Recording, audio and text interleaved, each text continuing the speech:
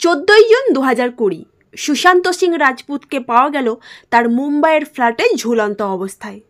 Police জানায় এটি আত্মহত্যা, কিন্তু শুরু থেকেই সব কিছু ছিল রহস্যে ঘেরা। ঘরের দরজা ছিল ভেতর থেকে বন্ধ, কিন্তু কোনো সুইসাইড নোট নেই।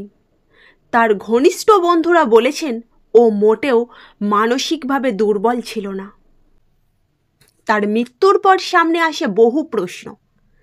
বলিউডের নেপোটিজমের চাপ, ব্যক্তিগত সম্পর্কে টানাপোড়েন, নাকি কোনো গভীর ষড়যন্ত্র? পরে তদন্তে নামে সিবিআই, ইডি ও নার্কোটিক্স ব্যুরো।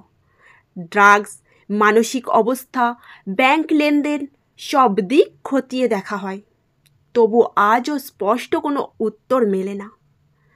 এই মৃত্যু কি শুধুই আত্মহত্যা, নাকি এর পিছনে লুকিয়ে আছে এক অন্ধকার সত্য?